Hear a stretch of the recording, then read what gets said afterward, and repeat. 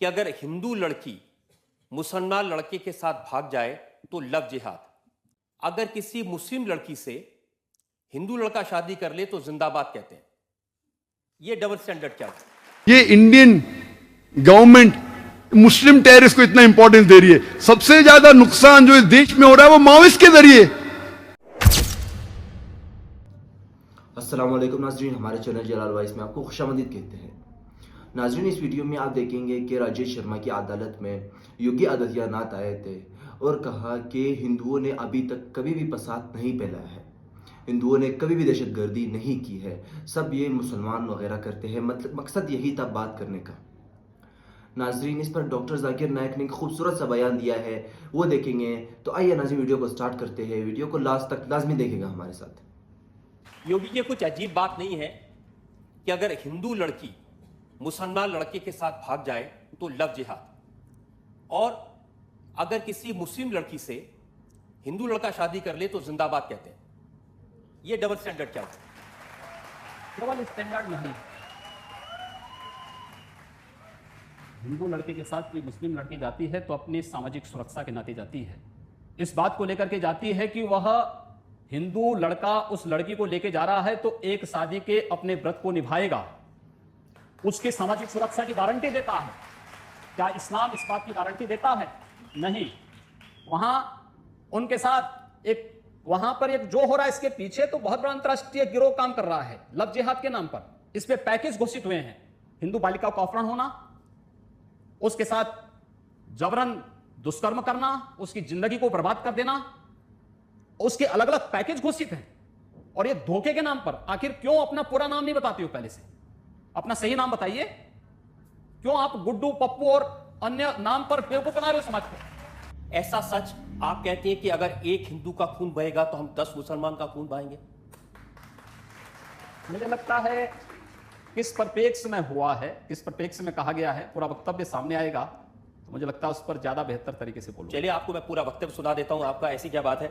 ये एक वीडियो हमारे पास में है 27 जनवरी 2007 का, गोरखपुर में कैसे आपके मुंह से मशीन गन से भी ज्यादा आग निकल रही है। आपको सुन बात है। अगर एक हिंदू का खून बहेगा तो एक हिंदू के खून के बदले आने वाले समय में हम प्रशासन से FIR दर्ज नहीं करवाएंगे, बल्कि कम से कम 10 ऐसे लोगों की हत्या उससे करवाएंगे जो लोग अब बर्दाश्त की सीमाएं समाप्त हो चुकी हैं। अगर कोई हिंदुओं के घरों और दुकानों में आग लगाता है तो मैं नहीं मानता हूं कि आपको इन सब कृत्यों को करने, इस प्रकार के कृत्य करने से कोई रोकता है। बंधुओं, ये सब सीमाएं स्वाभिमान और सम्मान की पराकाष्ठा को तोड़ती जा रही हैं और आज आप सबको इसके खिलाफ अपनी लड़ाई को लड़ने की तैयारी करनी चाहिए। बहन जी, पूरे फ्लो में बोल रहे हैं आप। भगवा वस्त्र पहन के, साधु का रूप धारण करके इस तरह की नफरत की बात करना ठीक है? देखिए, मैंने उस बात को कंडीशनल कहा है। अगर कोई आपको मारेगा तो मुझे लगता है कि सामने कोई मानव होगा तो उस मानव को आप ये मान सकते हैं कि आपने एक थप्पड़ मारा, दूसरा थप्पड़ भी सहन कर सकते हैं। लेकिन अगर सामने दानव है तो अगर मारना एक हाथ से मारता है, दूसरा हाथ से उसका जवाब भी दीजिए। मैं एक सन्यासी हूं। अगर हमें शास्त्र की का प्रशिक्षण दिया गया तो शास्त्र के साथ साथ शस्त्र का भी। अगर हमारे हाथ में एक हाथ में माला है तो दूसरे हाथ में हम भाला लेकर के भी चलते हैं, जिससे समाज को शिष्ट भी किया जा सके और दुष्टों को उनकी कृत्यों की सजा भी दी जा सके। एक सन्यासी का सही कर्तव्य होता है। योगी जी, आप भारत की पार्लियामेंट के सदस्य हैं, आप उस सर्वोच्च व्यवस्था में हैं जो कानून बनाती है। आप लोगों से कह रहे हैं कि हम FIR दर्ज नहीं करवाएंगे, अगर एक मारेगा तो हम 10 मारेंगे। आप गब्बर सिंह हैं कि ये? क्या दहशतगर्दी मुसलमानों की जागीर है? स्पेन और फ्रांस में एक टेररिस्ट ऑर्गेनाइजेशन का नाम है ETA, जो बहुत से आतंकवादी हमले करते हैं। अफ्रीका में इतने आतंकवादी ग्रोह है कि मीडिया को वक्त ही नहीं किसको जिम्मेदार ठहराया। इसमें से सबसे खतरनाक है लॉर्ड्स सैल्वेशन आर्मी। ये एक क्रिश्चियन टेररिस्ट ऑर्गेनाइजेशन है, लॉर्ड्स सैल्वेशन आर्मी, और वो छोटे छोटे बच्चे लोग को ट्रेन करती है टेररिस्ट अटैक कमिट करने के लिए। छोटे छोटे बच्चे को ट्रेन करती है आतंकवादी हमले करने के लिए। बहुत खतरनाक ऑर्गेनाइजेशन है। हाई क्रिश्चियन ऑर्गेनाइजेशन, नाम है लॉर्ड सैल्वेशन आर्मी। श्रीलंका में हम जानते हैं जो एक बहुत खतरनाक टेररिस्ट ऑर्गेनाइजेशन है, उसका नाम है LTTE, liberation tigers of Tamil इलम, शॉर्ट फॉर्म है तमिल टाइगर्स। हमेशा पेपर में आता है LTTE, तमिल टाइगर्स। कौन है वो? हिंदू लोग है। और जब तहकीक करते हमें पता लगता है कि ये वो लोग हैं जिन्होंने सबसे पहले सुसाइड बॉम्बिंग को मशहूर किया। और एक किताब लिखी अमेरिकन ने, रॉबर्ट पेप ने, जो एसोसिएट प्रोफेसर शिकागो में थे, डाइंग टू विन। उनका रिसर्च था टेररिस्ट अटैक पे, सुसाइड बॉम्बिंग पे। और उन्होंने कहा कि लोग जो इल्जाम लगाते मुसलमान सुसाइड बॉम्बिंग करते हैं, इसकी शुरुआत किसने की? इसको सबसे आम किसने किया? किसने सबसे आम किया इसे? और वो कहते हैं कि नंबर 1 जो आज के दौर में जो सुसाइड बॉम्बिंग के माहिर थे वो LTTE हिंदू थे।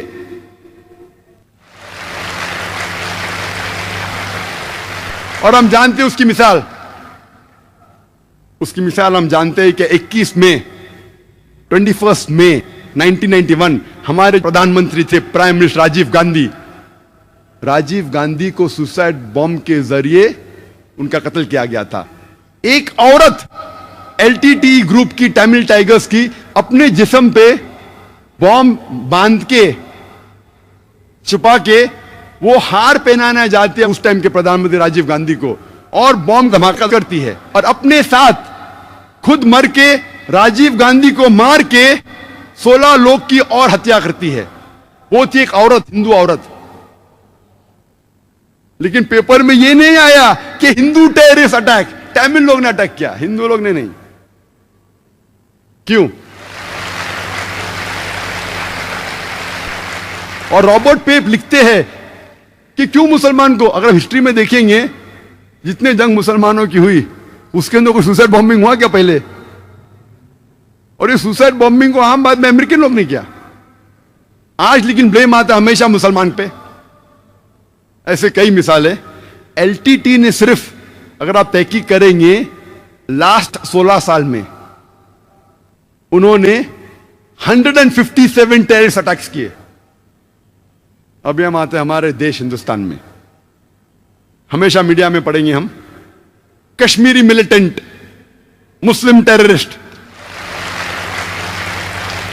मैं ये नहीं कहता हूं कि मुसलमान ने आतंकवादी हमले नहीं किए, कोई भटके हुए मुसलमान हैं जो किए होंगे, मैं ये नहीं कहता हूं कभी नहीं किए, ये बिल्कुल गलत होगा। लेकिन मीडिया में जब फ्रंट पेज पे आएंगे अक्सर मुस्लिम टेररिस्ट, जैसे बाकी टेररिस्ट कौन है ही नहीं, इस देश में सिर्फ मुसलमान ही टेररिस्ट है। जब तहकीक करते पता लगता है कि सिख टेररिस्ट भी है, बिंदनवाला ग्रुप। और ये सिख टेररिस्ट ने 5 जून सन 1984 में उनने गोल्डन टेम्पल को कब्जा किया। इंडियन आर्मी फोर्स जाती है, उनको बाहर निकालती, 100 लोग की हत्या होती है। उसके चंद महीने बाद 31 अक्टूबर सन 1984 में उस टाइम के प्रधानमंत्री राजीव गांधी की माता श्रीमती इंदिरा गांधी की हत्या होती है। उसकी खुद की सिक्योरिटी गार्ड उसकी हत्या करते हैं।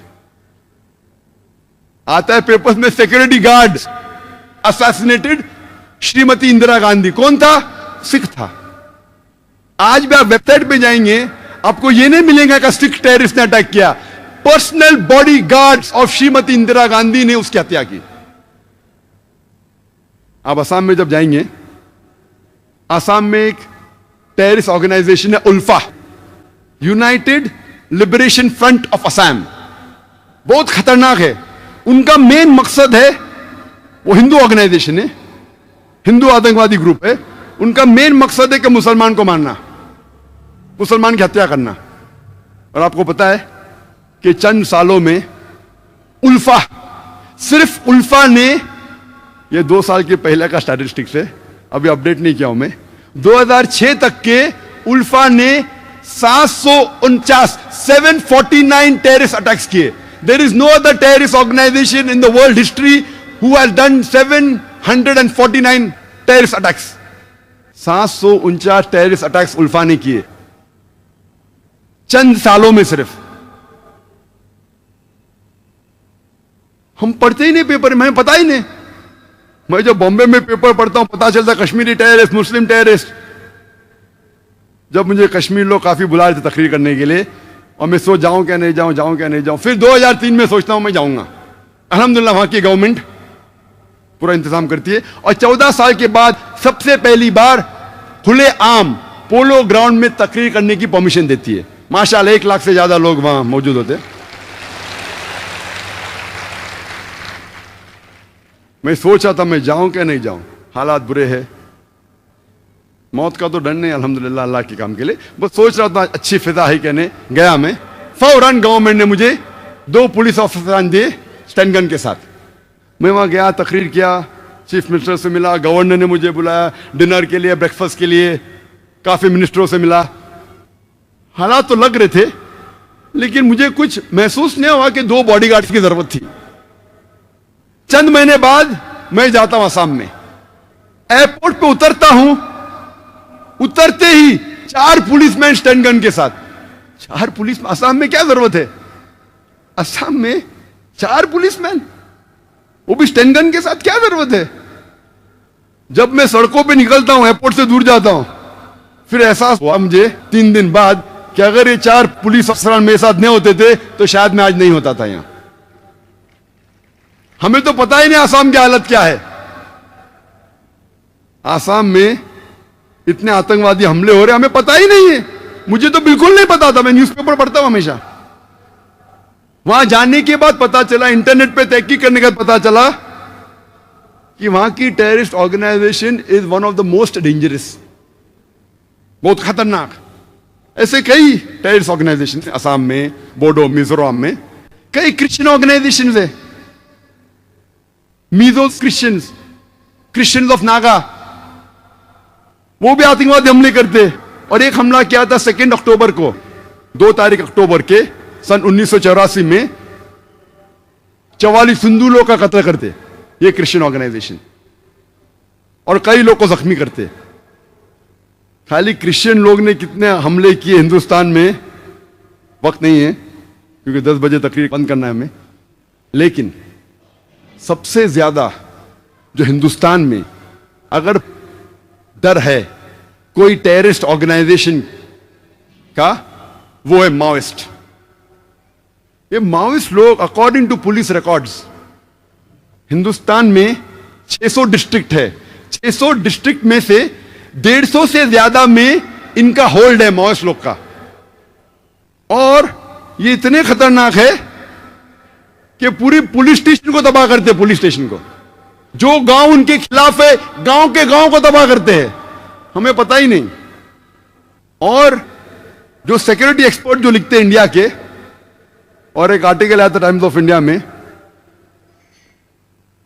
जिसमें लिखा था स्वामीनॉमिक्स के अंदर, स्वामीनारायण लिखते हैं कि मुझे ये नहीं पता लगता कि क्यों ये इंडियन गवर्नमेंट मुस्लिम टेररिस्ट को इतना इंपॉर्टेंस दे रही है। सबसे ज्यादा नुकसान जो इस देश में हो रहा है वो माओइस्ट के जरिए।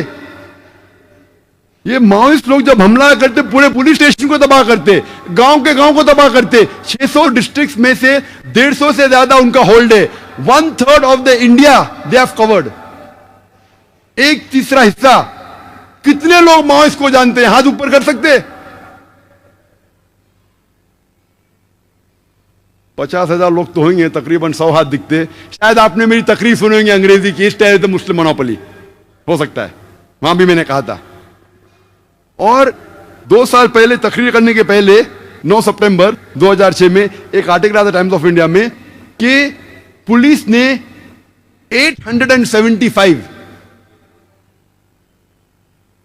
875 रॉकेट्स जो माओइस्ट के थे उनको पकड़ लिया।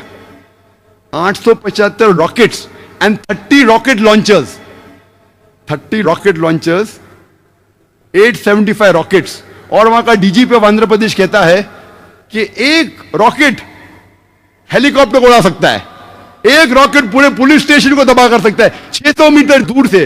અને आधा किलोमीटर दूर से बैठ के उस रॉकेट से हमला करे तो पुलिस स्टेशन तबाह हो सकता है, हेलीकॉप्टर तबाह हो सकता है, बिल्डिंग के बिल्डिंग उड़ सकती है। रॉकेट लॉन्चर्स, ये तो पूरे देश पे हमला करने की प्रिपरेशन है।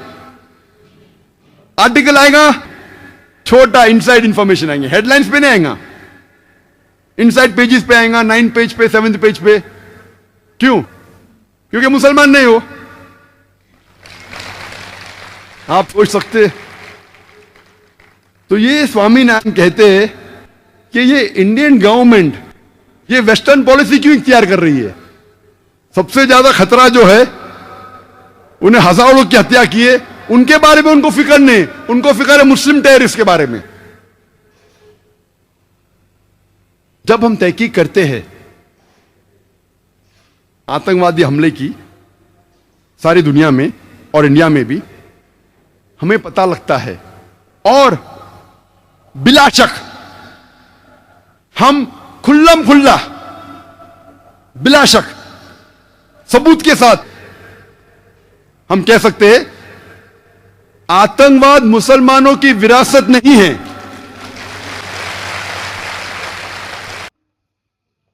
तो नाजरीन, आपको ये वीडियो कैसी लगी? अपनी राय हमारे साथ कमेंट सेक्शन में जरूर शेयर कीजिए।